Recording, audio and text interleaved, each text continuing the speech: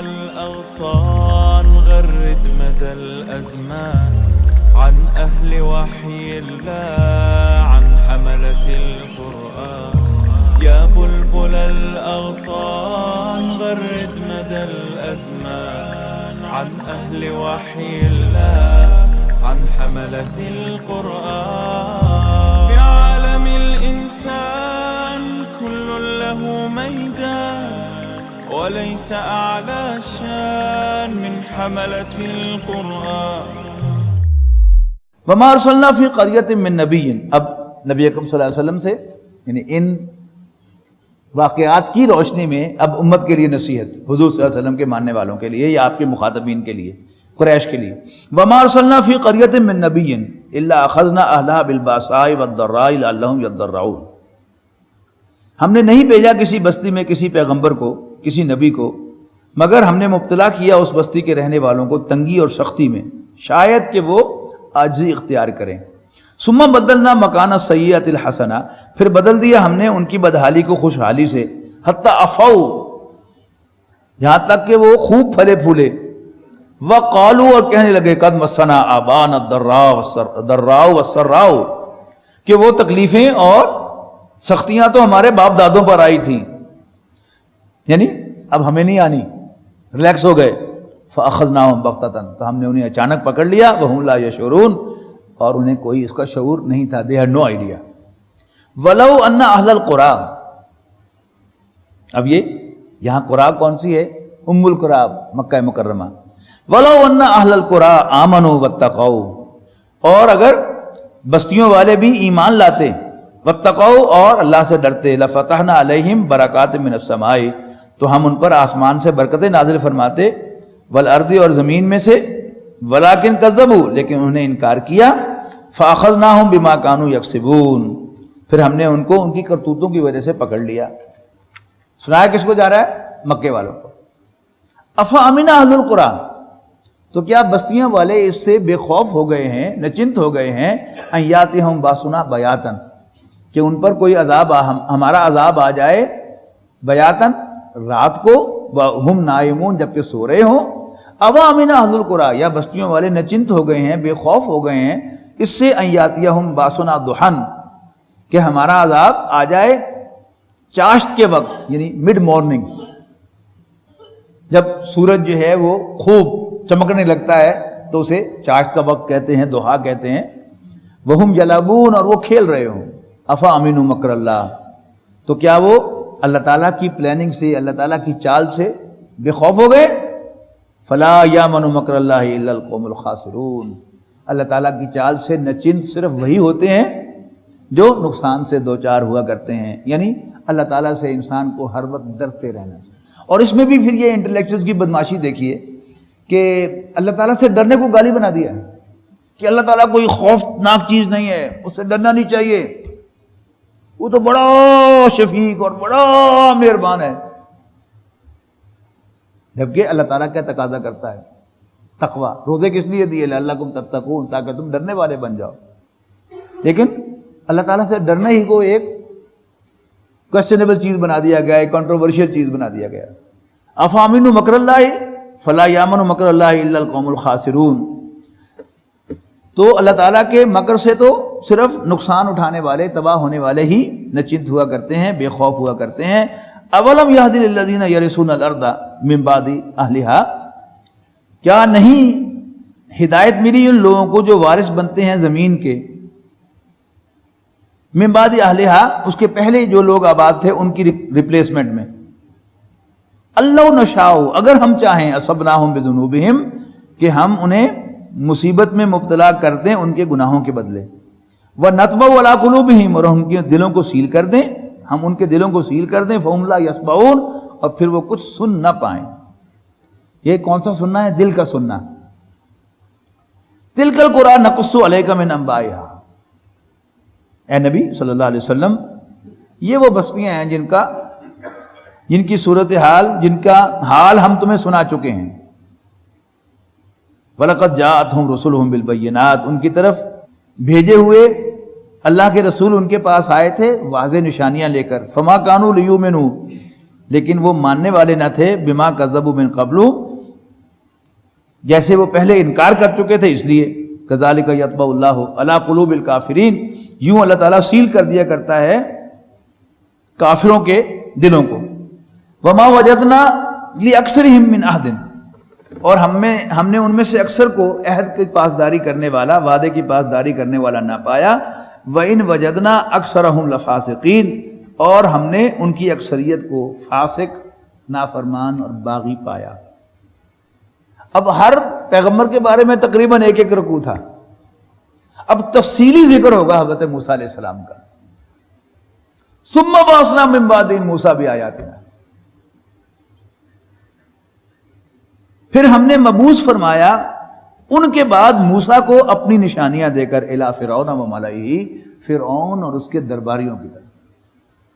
ایک تبدیلی آپ نے نوٹ کر لی نا کہ باقی سب پیغمبر اپنی اپنی قوموں کی طرف بھیجے گئے تھے. حضرت موسیٰ علیہ السلام فرعون اور آل فرعون کی طرف بھیجے گئے. اور یہ فرعون اور آل فرعون کون ہیں؟ جنہوں نے حضرت موسیٰ کی قوم بنی اسرائیل کو اپنا غلام بنا رکھا تھا اور ان سے بیگار لیتے تھے.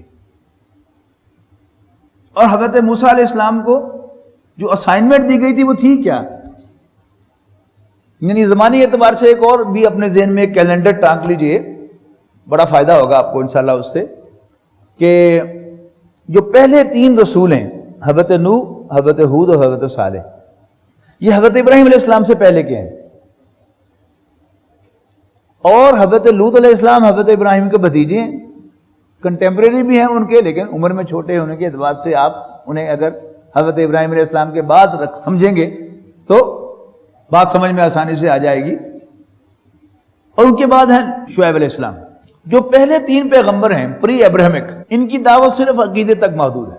یا قوم اعبدوا اللہ ما لکم من الہ غیرہ، اے میری قوم اللہ کی بندگی کرو، اللہ کے سوا کوئی تمہاری عبادت کے لائق نہیں ہے. انی لکم رسول امین، میں تمہاری طرف بھیجا ہوا ایک امانت دار پیغمبر ہوں. فاتقوا اللہ واطیعون، پس اللہ سے ڈرو اور میرا کہنا مانو.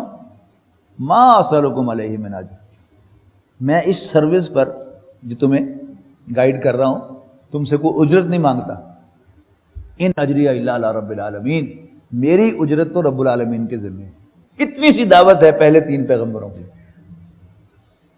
حضرت ابراہیم علیہ السلام انفرادیت کے رول ماڈل ہے. یعنی ایک فرد اللہ تعالیٰ کی بندگی میں جس ہائیسٹ لیول کو ٹچ کر سکتا تھا وہ لیول حضرت ابراہیم علیہ السلام. حضرت ابراہیم علیہ السلام نے کبھی اللہ تعالیٰ کو نہ نہیں کی، کبھی اللہ تعالیٰ کے کسی حکم پر وائی نہیں کیا. کیوں؟ اللہ تعالیٰ نے 86 سال کی عمر میں اسماعیل عطا کیے تھے علیہ السلام، اور ابھی دودھ پیتے بچے ہیں، تو حکم دیا کہ ان کو چھوڑ کے ماں بیٹے کو چلو. حضرت ابراہیم علیہ السلام نے اللہ تعالیٰ سے یہ نہیں پوچھا کہ کیوں، ابھی تو میرا چاہ بھی پورا نہیں ہوا. یہ بھی نہیں عرض کیا کہ اللہ اجازت ہو تو میں جاتے جاتے ذرا بچے کو زور سے گلے مل لوں، ایک دفعہ اسے کس کر لوں. تصور کیجیے گا، اللہ تعالیٰ نے حکم کیا تو ایک دم کھڑے کھڑے منہ موڑ کے چل پڑے. بیوی نے پیچھے سے پوچھا ہے کہ کہاں چلے؟ کہا کہ اللہ کا حکم ہے. اور پھر جب وہ بڑا حکم آ گیا کہ اس کو میرے نام پہ ذبح کر دو، تو بھی یہ نہیں کہا کہ اللہ میں یہ لینا ہی سیدھے دیتا کیوں سی. نہ وائی اور نہ نو، یعنی بندگی جس چیز کا نام ہے،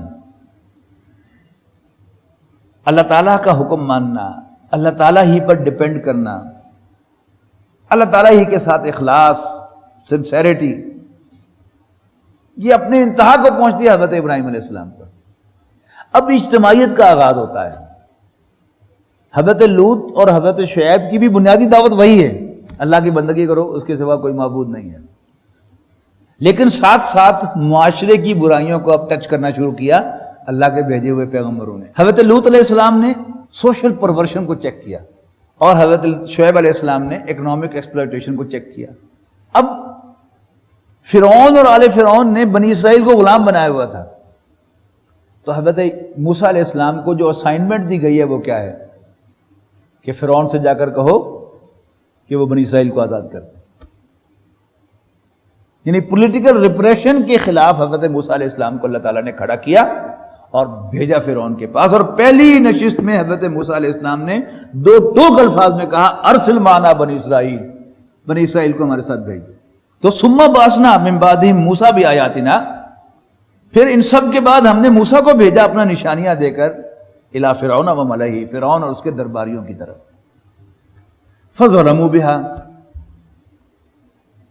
لیکن انہوں نے ظلم کیا میری نشانیوں پر، یعنی میری صاف واضح نشانیاں دیکھ کر بھی مانا نہیں ان کو، حالانکہ مانا جانا ان نشانیوں کا حق تھا. یہ ظلم تھا جو انہوں نے کیا.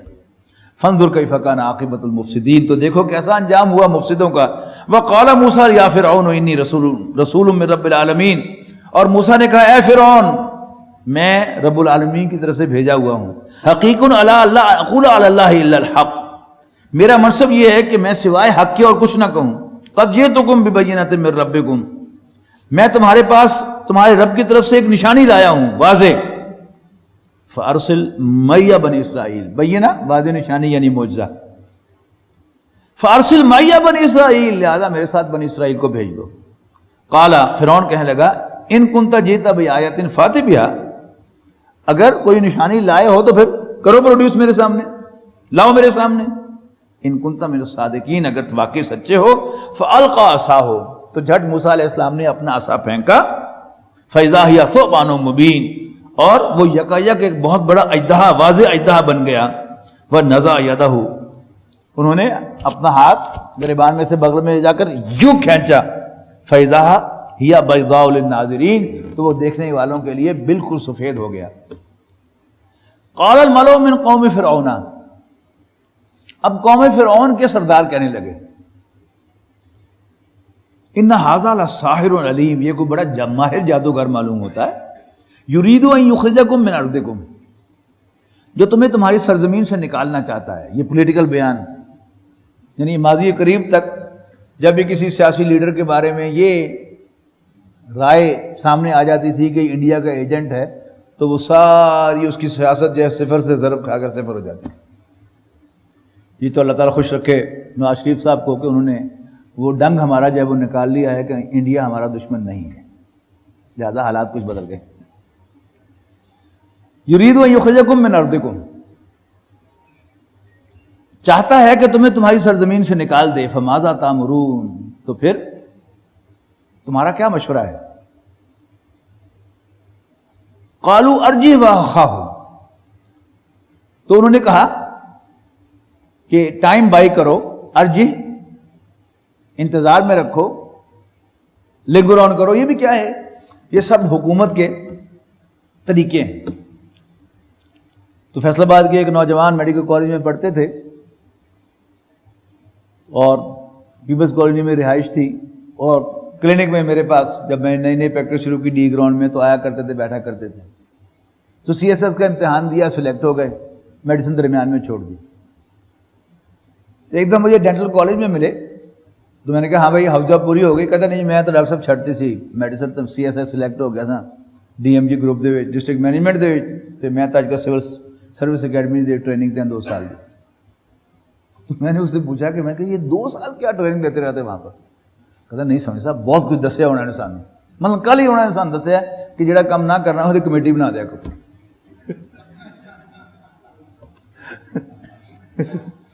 یہ بیوروکریٹک سٹائل پڑھتے رہتے ہیں نا، کمیٹی بنا دی ڈپٹی کمشنر صاحب نے.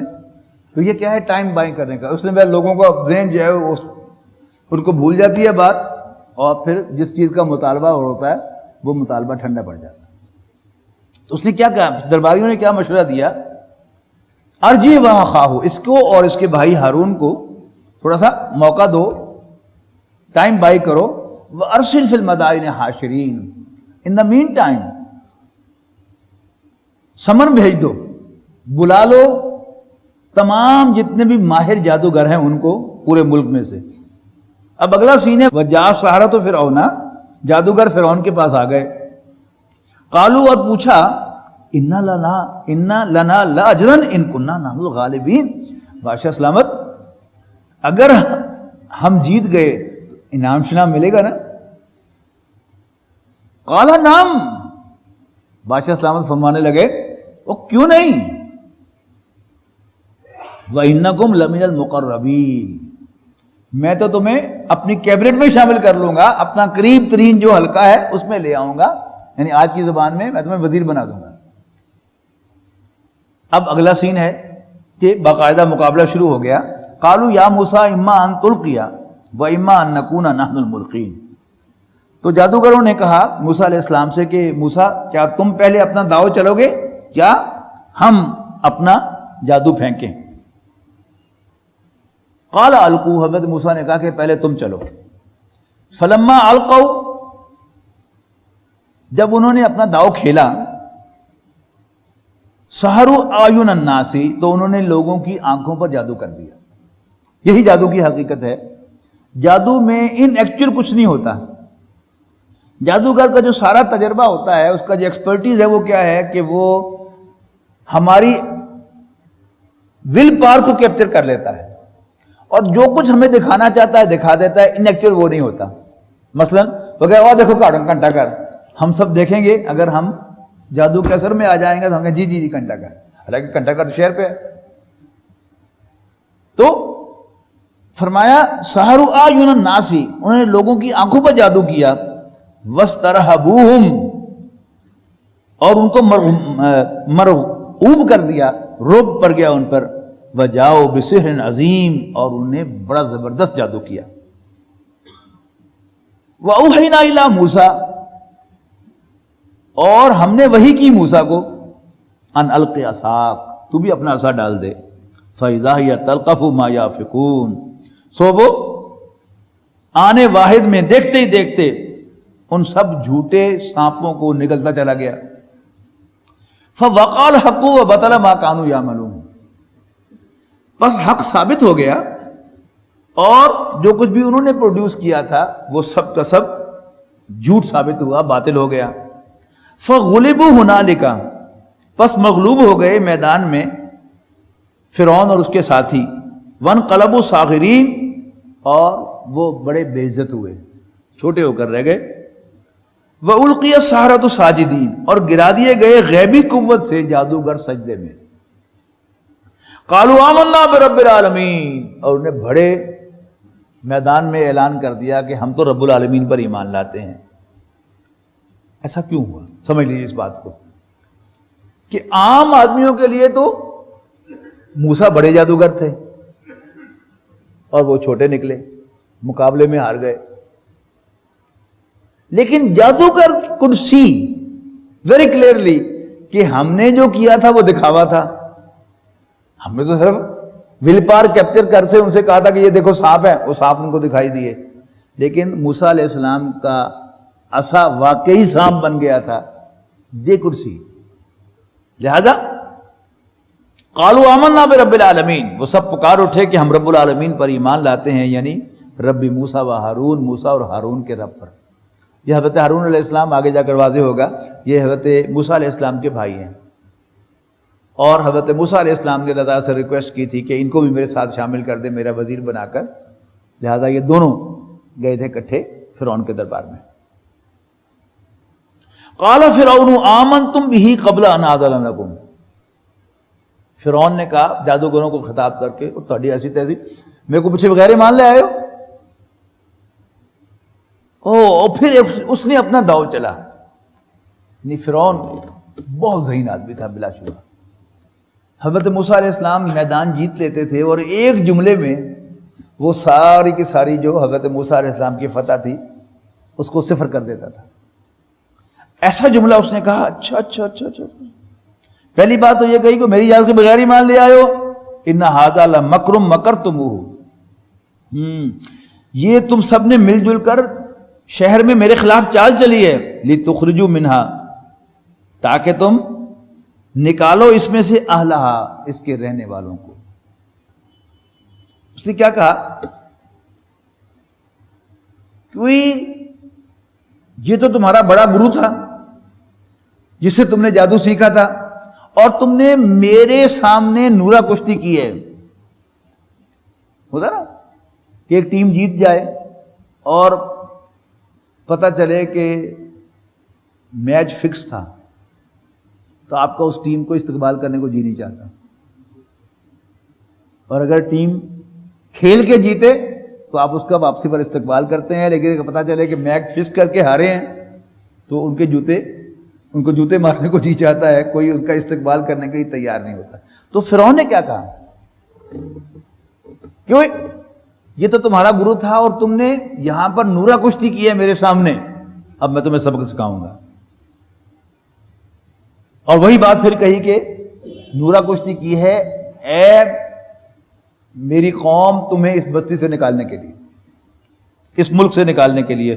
فَسَوْفَ تَعْلَمُونَ، لگ تانوں پتے جان گے، لَأُقَطِّعَنَّ أَيْدِيَكُمْ وَأَرْجُلَكُمْ مِنْ خِلَافٍ. جادوگروں سے کہا کہ میں تمہارے ہاتھ اور پاؤں مخالف سمتوں سے کاٹوں گا. یہ بڑی سخت سزا تھی کہ اگر کسی شخص کا بازو ایک طرف کا اور اسی طرف کی ٹانگ کٹی ہوئی ہو تو وہ دوسری کروٹ پر لیٹ کر گھسٹ کر جو ہے وہ چل پھر سکتا ہے، موو کر سکتا ہے.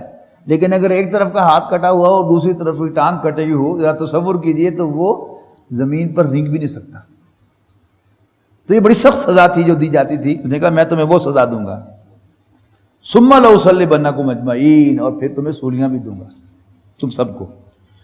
اب وہ جادوگر جتنے پکا ایمان لائے تھے انہوں نے کہا کہ انا الی ربنا منقلبون، جو کر لے کرنا ہے، ہم تو اپنے رب کی طرف لوٹ کے جانے والے ہیں. وما تنقم منا الا ان آمنا بآیات ربنا، تم ہم سے کس چیز کا انتقام لینا چاہتے ہو؟ صرف اس بات کا کہ ہم اپنے رب کی آیات پر ایمان لے آئے ہیں. لما جاتنا، جب وہ ہمارے پاس پہنچی ہیں. ربنا افرغ علینا صبرا وتوفنا مسلمین، تو اے ہمارے رب ہمیں ہم پر صبر انڈیل دے اور ہمیں مسلمانوں کے ساتھ موت دے، اس حال میں موت دے کہ ہم مسلمان ہوں. وَلَقَدْ يَسَّرْنَا